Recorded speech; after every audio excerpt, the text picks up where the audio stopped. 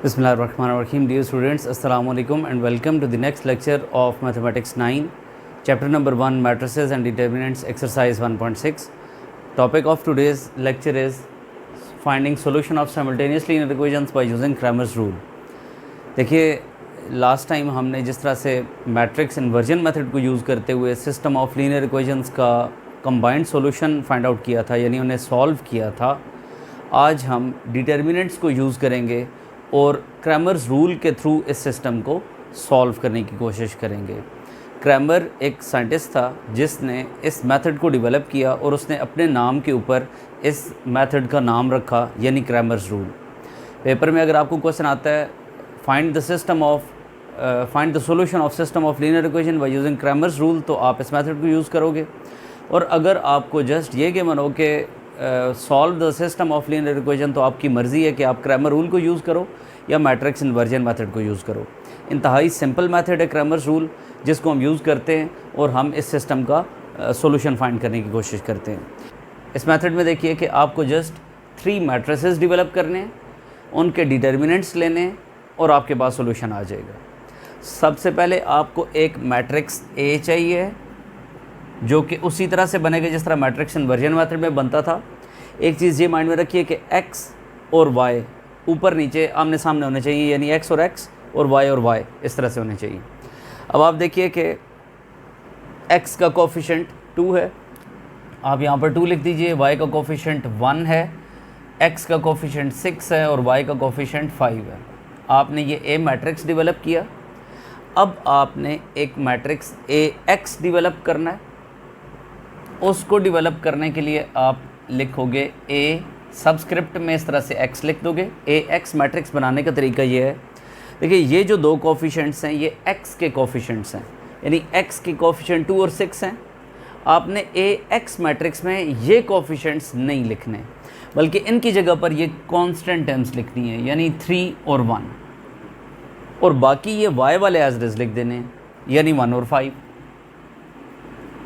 इसके बाद आपने एक मैट्रिक्स ए वाई बनाना है। ए वाई मैट्रिक्स कैसे बनाया जाएगा? देखिए ये कोफिशिएंट्स जो हैं 1 और 5, ये y के कोफिशिएंट्स हैं। आपने y के ये कोफिशिएंट्स नहीं लिखने, आपने y के कोफिशिएंट्स में 3 और 1 लिखना है, यानी ये कांस्टेंट टर्म्स लिखनी है, और बाकी x वाली एंट्रीज इस मैट्रिक्स की वैसे ही कॉपी कर देनी है, यानी 2 और 6।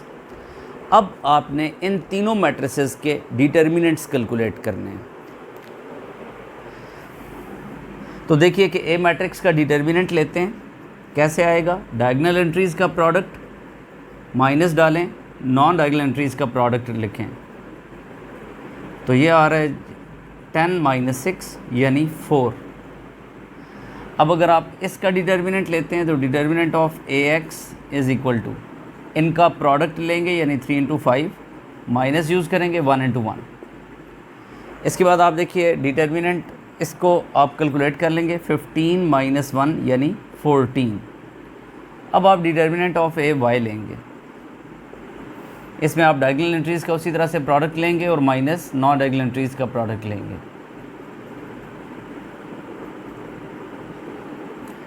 तो ये डिटर्मिनेंट ऑफ ए वाई की वैल्यू है, ये डिटर्मिनेंट ऑफ ए एक्स की वैल्यू है, और ये डिटर्मिनेंट ऑफ ए की वैल्यू है। अब याद रखिए कि अगर डिटर्मिनेंट ऑफ ए की वैल्यू 0 हो जाए, मतलब ये है कि ए मैट्रिक्स अगर सिंगुलर हो जाए, तो याद रखिए कि इस सिस्टम का कोई सॉल्यूशन एग्जिस्ट नहीं करेगा। अब हमने जैसा कि देखा कि ए मैट्रिक्स नॉन सिंगुलर है, यानी इसका सॉल्यूशन एग्जिस्ट करता है इस सिस्टम का, लिहाजा इसके आगे 2 स्टेप्स जस्ट आप और करेंगे, एक्स और वाई की वैल्यूज़ मिल जाएंगी। देखिए x की वैल्यू फाइंड करने के लिए determinant of ax bye determinant of a ये चीज़ यूज़ करेंगे, जबकि y की वैल्यू फाइंड करने के लिए determinant of a y bye determinant of a use करेंगे। डिटर्मिनेंट ऑफ ax आपके पास क्या है 14, और डिटर्मिनेंट ऑफ a आपके पास है 4, तो ये आ रहा है 7/2। डिटर्मिनेंट ऑफ a y की वैल्यू है -16, जबकि डिटर्मिनेंट ऑफ a की वैल्यू है 4, तो ये आ रहा है -4। तो आपके पास x की वैल्यू 7/2 और y की वैल्यू -4 आ रही है, यानी सॉल्यूशन सेट में आप इन दोनों वैल्यूज़ को उठाकर पुट करेंगे और आपके पास ये सॉल्यूशन आ जाएगा। एक वेरी सिंपल मेथड कि जिसके ज़रिए से आप x और y यानी अननोन्स को इजीली फाइंड आउट कर सकते हो। सो देखिए कि 6th पार्ट है आपके पास, ये system of linear equations given था। क्रैमर रूल्स के ज़रिए से आपने इसको सॉल्व करना है, तो आपको 3 मैट्रिसेस रिक्वायर्ड हैं, एक A, एक AX और एक AY। A मैट्रिक्स डेवलप करने के लिए आपको कोफिशिएंट ऑफ x रिक्वायर्ड हैं 4 और -3, और कोफिशिएंट ऑफ y रिक्वायर्ड हैं 1 और -1। y का कोफिशिएंट 1 है और y का कोफिशिएंट इधर -1 है। अब आप देखिए AX मैट्रिक्स बनाते हुए x के कोफिशिएंट को ख़त्म कर दें और इनकी जगह पर 9 और -5 लिख दें, और AY बनाते हुए y के कोफिशिएंट्स को ख़त्म करके 9 और -5 लिख दें। बाकी 4 और -3 इसमें ऐसे ही आएंगे और इसमें 1 और -1 ऐसे ही आएंगे। आप ये 3 मैट्रिसेस डेवलप करने के बाद इन सब के डिटर्मिनेंट्स को कैलकुलेट करोगे, ये तीनों के डिटर्मिनेंट्स आ गए। अगर इसकी वैल्यू 0 आ जाए तो कोई बात नहीं, इसकी वैल्यू 0 आ जाए तो भी कोई फ़र्क नहीं पड़ता, लेकिन डिटर्मिनेंट ऑफ A अगर 0 हो गया तो फिर आप देख रहे हैं कि डिनोमिनेटर में 0 आ जाएगा। और याद रखिए कि किसी भी फ्रैक्शन के डिनोमिनेटर में अगर 0 इन्वॉल्व हो रहा हो तो वो फ्रैक्शन अनडिफाइंड होती है, और इसका मतलब हुआ कि हमारे पास इस सिस्टम का कोई सॉल्यूशन एग्जिस्ट नहीं करेगा कि अगर डिटर्मिनेंट ऑफ A 0 हुआ, यानी A मैट्रिक्स अगर सिंगुलर हुआ तो अगर AX या AY सिंगुलर होता है तो इससे कोई फ़र्क नहीं पड़ेगा, न्यूमरेटर में 0 आ सकता है लेकिन डिनोमिनेटर में 0 नहीं आ सकता।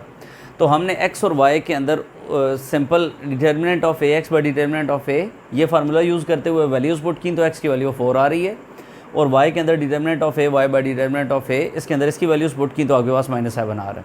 इसको उठाकर आप सोल्यूशन सेट में लिख दें तो आप कहेंगे कि x की वैल्यू हमारे पास 4 है और y की वैल्यू -7 है, यानी x की वैल्यू 4 और y की वैल्यू -7 इधर और इधर पुट करें तो ये स्टेटमेंट भी ट्रू है, और x की वैल्यू 4 और y की वैल्यू -7 जो है ये -7 यहाँ पर पुट करें तो ये स्टेटमेंट भी ट्रू स्टेटमेंट बनेगी।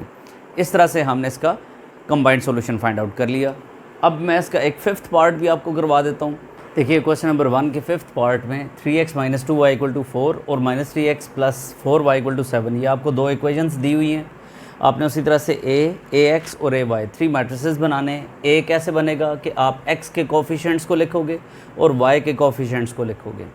उसके बाद AX कैसे बनेगा कि आप x के कोफिशिएंट्स की जगह 4 और 7 लिख दोगे और बाकी ऐसे ही लिख दोगे, और AY में y के कोफिशिएंट्स में 4 और 7 लिख दोगे और बाकी 3 और -6 ऐसे ही लिख दोगे। अब आपने determinant of A, determinant of AX और डिटर्मिनेंट ऑफ AY लेना है, लेकिन सबसे पहले जब हम डिटर्मिनेंट ऑफ A लेते हैं तो आप देख रहे हैं कि ये 0 के इक्वल आ रहा है।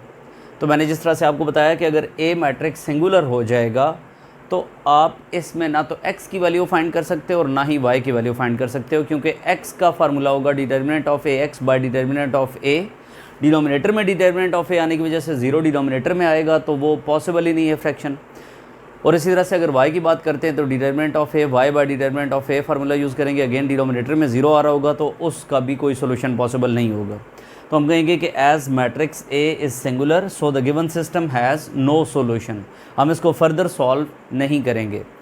आई थिंक कि आपको क्रैमर्स रूल क्लियर हो गया। आप इसके रिमेनिंग पार्ट्स को ख़ुद से ट्राई करेंगे कि आप कर सकें। एक वेरी इजी मेथड है for solving simultaneous system of linear equations. I hope so कि आपको ये लेक्चर होगा, ये कॉन्सेप्ट क्रैमर्स रूल का। हम आने वाले लेक्चर के अंदर वर्ड प्रॉब्लम को सॉल्व करेंगे और ये एक्सरसाइज एंड करेंगे, और उसके बाद फिर हम अगले चैप्टर्स की तरफ मूव करेंगे। So keep watching this channel, take care, अल्लाह हाफिज़।